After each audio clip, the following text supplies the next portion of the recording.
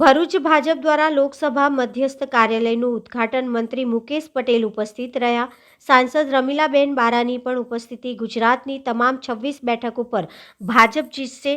ભરૂચ જિલ્લા ભાજપ દ્વારા લોકસભાના મધ્યસ્થ કાર્યાલયનું ઉદ્ઘાટન કરવામાં આવ્યું હતું। આ પ્રસંગે રાજ્યકક્ષાના મંત્રી મુકેશ પટેલ અને રાજ્યસભાના સાંસદ રમીલાબેન બારા વિશેષ ઉપસ્થિત રહ્યા હતા।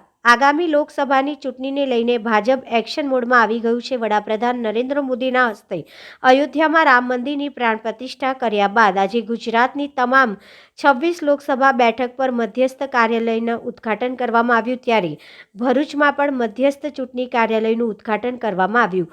ભરૂચના કોલેજ રોડ પર બનાવવામાં આવેલ કાર્યાલયનું રાજ્યકક્ષાના મંત્રી મુકેશ પટેલ અને સાંસદ રમીલાબેન બારાના હસ્તે ઉદ્ઘાટન કરવામાં આવ્યું હતું।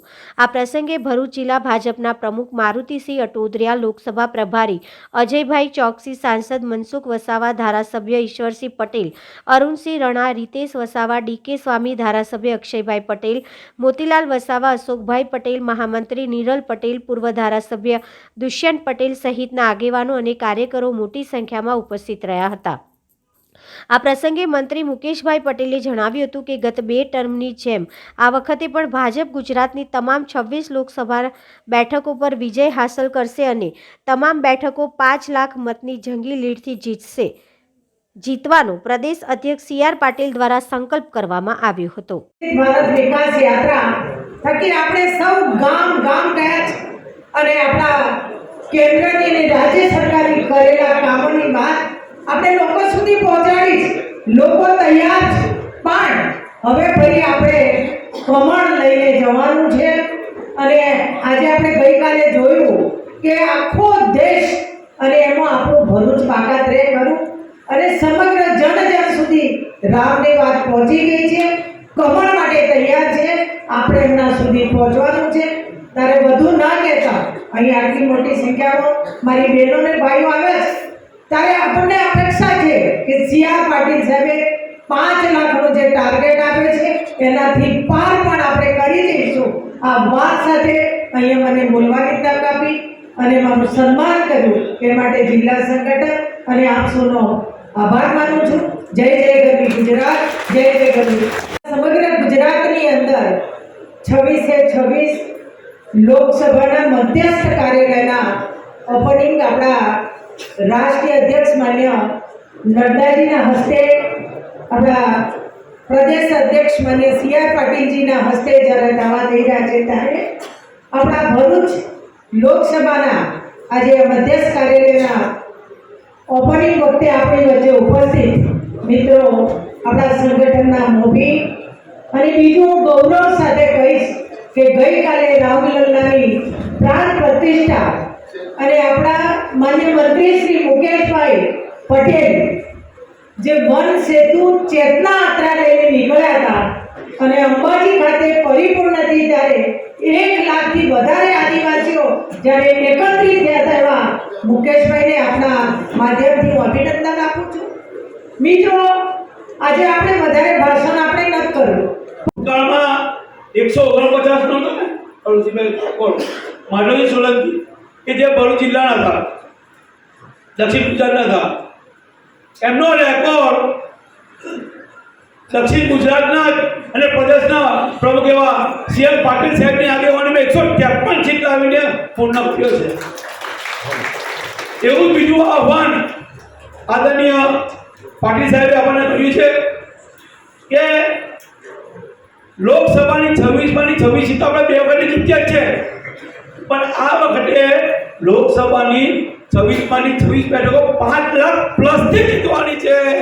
તેથી આજે આપણે શુભારંભ કરવા જઈ રહ્યા છે।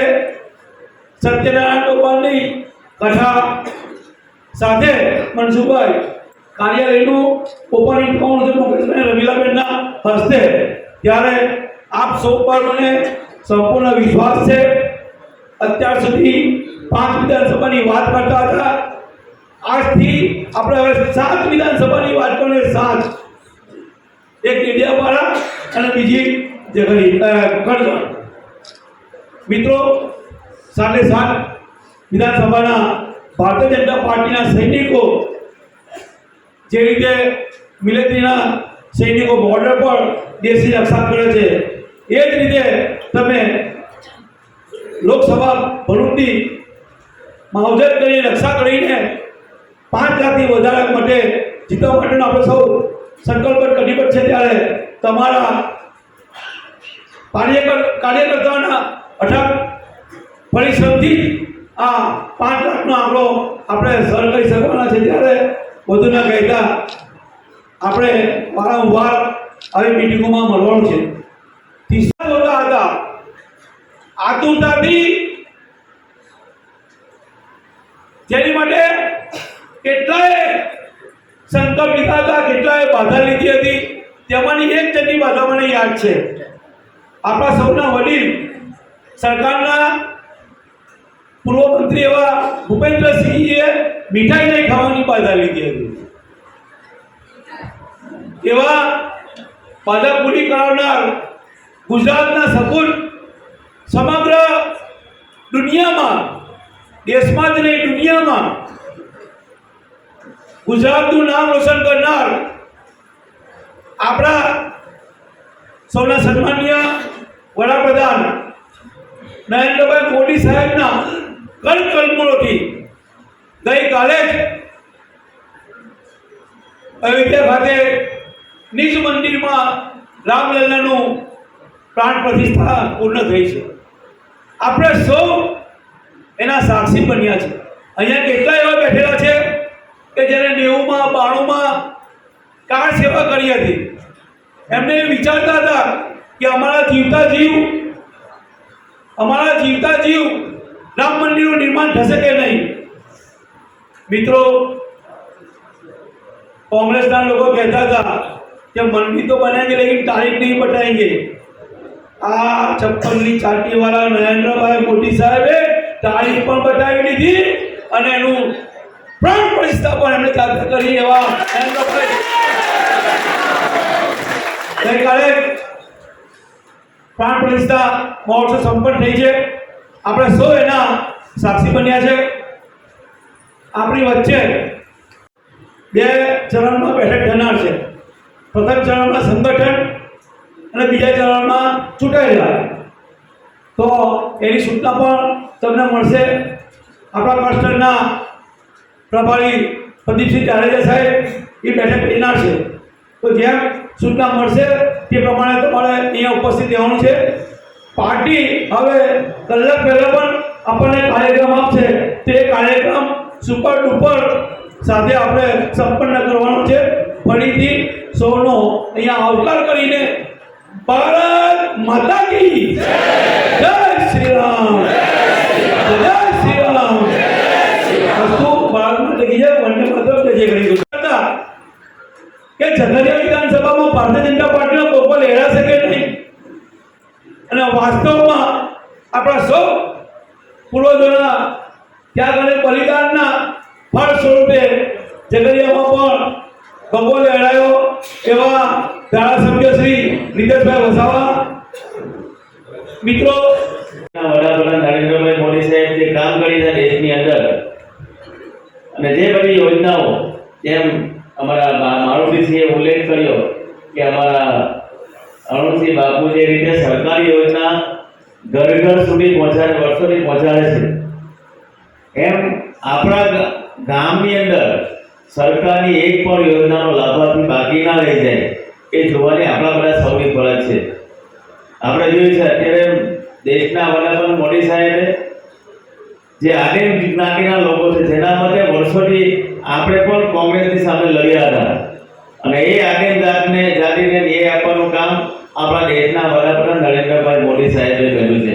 પીએમ જન્મની યોજના સમગ્ર દેશની અંદર 75 જેટલી એવી આદિમ જ્ઞાતિના લોકો છે, અને ગુજરાતની અંદર 5 જ્ઞાતિના લોકો છે। એમાં કોટવાડિયા, કુલચા, સિંધી, અલગ અલગ પ્રકારની જાતિ છે। આપણે દક્ષિણ ગુજરાતમાં વધારે છે। આવી જે જ્ઞાતિ છે એ જ્ઞાતિએ વર્ષો સુધી એ લાભોથી વંચિત રહી જતી હતી, અને એને આ પીએમ જન્મની યોજના એ 24,000 કરોડની બજેટવાળી આ યોજના છે, એ યોજનાની અંદર જેને ઘર ના હતું એને ઘર મળશે। એનું પણ 1,20,000ની જગ્યાએ 2 લાખ રૂપિયા કર્યા છે। સાથે સાથે જેના લાઇટ કનેક્શન કપાઈ ગયેલા હોય, લાઇટ કનેક્શન ના હોય, ગેસનું કનેક્શન ના હોય, તો એને પણ આ યોજનાની અંદર સમાવેશ કરી લેવામાં આવ્યો છે. એટલે વર્ષોની જે આ આદિમ જૂથની માંગણી હતી, એ માંગણી આ દેશના વડાપ્રધાન નરેન્દ્રભાઈ મોદી સાહેબે કર્યું.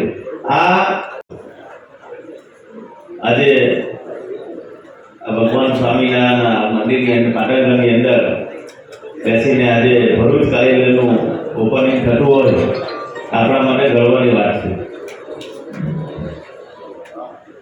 જોયું છે કે સમગ્ર ગુજરાતની અંદર આજે આપણા રાષ્ટ્રીય અધ્યક્ષ શ્રી નડ્ડાજી, ગુજરાત પ્રદેશના અધ્યક્ષ શ્રી સી આર પાટીલ સાહેબ, ગુજરાતના મુખ્યમંત્રી શ્રી ભૂપેન્દ્રભાઈ પટેલ સાહેબના હસ્તે આજે ગાંધીનગર ખાતેથી સમગ્ર 26 લોકસભાના કાર્યાલયનું ઓપનિંગ થવાનું છે. ત્યારે એક સાથે 26 કાર્યાલય ઇલેક્શનના 2 મહિના પહેલા ચાલુ થઈ જતું હોય, કારણ કે આપણી પાસે હવે 100 દિવસથી ઓછો સમય રહ્યો છે. ભારતીય જનતા પાર્ટીનો કાર્યકર ને દેવોના દુર્લભ જેવો કાર્યકર છે. વિશ્વની સૌથી મોટી પાર્ટી એટલે આ ભારતીય જનતા પાર્ટી, અને એની અંદર પણ જેવા દેશના વડાપ્રધાન નરેન્દ્રભાઈ જેવા એનું નેતૃત્વ કરતા હોય, અને ગુજરાતના પરોઢા પુત્ર અમિતભાઈ શાહ જેવા કે સહકારિતા મંત્રી અને ગૃહમંત્રી તરીકે જો બિરાજમાન થતા, એ આપણા માટે ગુજરાતનું ગૌરવ છે.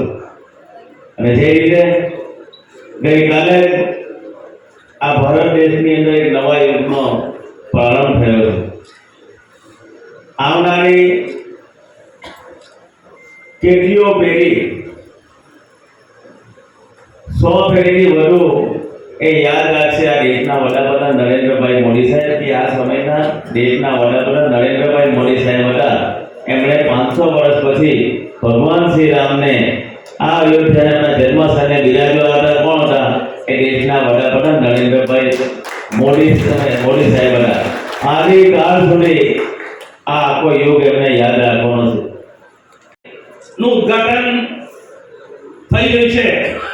આખા ગુજરાતમાં એક સાથે દરેક લોકસભાના કાર્યાલયનું ઉદ્ઘાટન છે.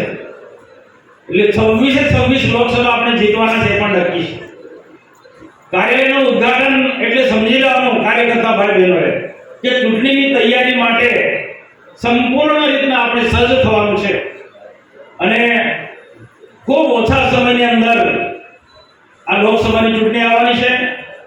આ લોકસભાની ચૂંટણી પહેલા રાજ્ય સરકાર અને ભારત સરકારની વિવિધ કલ્યાણકારી યોજનાઓ આપણે લોકો સુધી સંગઠનના માધ્યમ થકી ને આપણી ચૂંટાયેલી 5 થકી આપણે જનતા સુધી પહોંચાડી શક્યા છે. અને સંગઠન પણ આપણે એટલું બધું મજબૂત બનાવે છે આપણા પ્રદેશ અધ્યક્ષ સી આર પાટીલ સાહેબના નેતૃત્વમાં, કે છેવાડાના ગામ જે આપણે બિલકુલ નહોતા એવા બૂથો પણ આપણે સંગઠન મજબૂત કર્યું છે. ને બૂથ પ્રમુખ ને શક્તિ કેન્દ્રથી માંડીને બધી જ રીતના આપણે બિલકુલ યુદ્ધના મેદાનમાં જેમ સૈનિકો તૈયાર હોય એ રીતના આપણા બધા જ કાર્યકર્તાઓ લોકસભા વિસ્તારના બિલકુલ બધા તૈયાર છે. અને આ ચૂંટણી ડિક્લેર થતાની સાથે જ એક કાર્યકર્તાની જવાબદારી સમજે. ભૂતકાળમાં પણ આપણે આપણા લોકસભા વિસ્તારની અંદર જ્યાં આપણી જે જવાબદારી છે એ પૂરા નિષ્ઠાથી ખંતથી આપણે નિભાવી છે. મોરના ઈંડાના ચિતોરાનું ન હોય, પરંતુ પાર્ટીમાં જે આદેશ મળે એ પ્રકારે આપણે સૌ કાર્યકર્તા, નાના મોટા કંઈક પ્રશ્ન હશે, નાના મોટા કંઈક મનભેદ હશે, પરંતુ આપણે ફરી દેશના પ્રધાનમંત્રી નરેન્દ્રભાઈ મોદીને ત્રીજી ટર્મ માટે બનાવવાના છે. એના માટે આપણે ભરૂચ લોકસભા પણ 5 લાખથી જીતવાની છે. એ સંકલ્પ સાથે આપણે સૌએ કામ કરવાનું છે. અને સાથે સાથે આપણે અભિનંદન આપું કે ગઈકાલે અયોધ્યામાં રામ લલાની મૂર્તિની પ્રતિષ્ઠા થઈ. એમાં આખા લોકસભા વિસ્તારની અંદર એક તાલુકાની અંદર ખરેખર આખો દેશ, આપણો ગુજરાત, આપણો ભરૂચ લોકસભા, હું ગઈકાલે સેલમમાં નેતન હતો કે ઐતિહાસિક ઘટના કે જે આખું બે ભાઈ અને બહેનો ઉમટી પડે સ્વયંભૂ રીતના આ ભગવાનની કૃપા છે. અને આપણા પણ રામલલા બિરાજમાન થઈ ગયા છે અયોધ્યામાં. અને એ રામલલાના આપણા નિરંતર આપણને આશીર્વાદ પ્રાપ્ત થવાના છે. સૌને નમસ્કાર. ભારત માતા કી જય. ભારતીય જનતા પાર્ટી ગુજરાત દ્વારા સમગ્ર ગુજરાતની અંદર રાષ્ટ્રીય અધ્યક્ષ શ્રી જેપી નડ્ડા સાહેબ, ગુજરાત પ્રદેશ અધ્યક્ષ શ્રી સી આર પાટીલ સાહેબ ગુજરાતના મુખ્યમંત્રી શ્રી ભૂપેન્દ્રભાઈ પટેલ સાહેબના હસ્તે આજે ગાંધીનગર ખાતેથી કાર્યાલયનું ઓપનિંગ કરવામાં આવ્યું છે. 26 લોકસભાની અંદર મધ્યસ્થ કાર્યાલય આજે શરૂ થઈ જશે. સમગ્ર ગુજરાતની અંદર આ કાર્યાલય ધમધમતો થઈ જશે ત્યારે લોકો સતત એમના સંપર્કમાં રહેશે.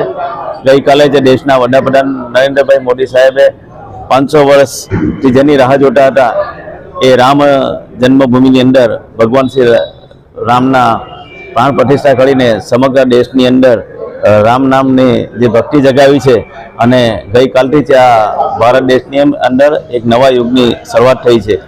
જ્યારે અમારા પ્રદેશ અધ્યક્ષ સી આર પાટીલ સાહેબનું લક્ષ્ય છે જે રીતે 2014ની અંદર 26માંથી 26 જીતી હતી, 2019માં 26માંથી 26 જીતી અને જે 2024ની અંદર 26માંથી 26 જીતવાના છે, તો એ પણ તમામ લોકસભા 5 લાખ મતોથી જીતવાનું જે ટાર્ગેટ છે એની અંદર ભરૂચની જે આ લોકસભા છે એ ગત ટર્મમાં 3,40,000થી મતોથી જીતેલી હતી, પરંતુ એના કાર્યકરોને એવો વિશ્વાસ છે કે ગુજરાતમાં 26માંથી 26ની અંદર આ લોકસભા સૌથી વધુ લીડ સાથે જીતશે.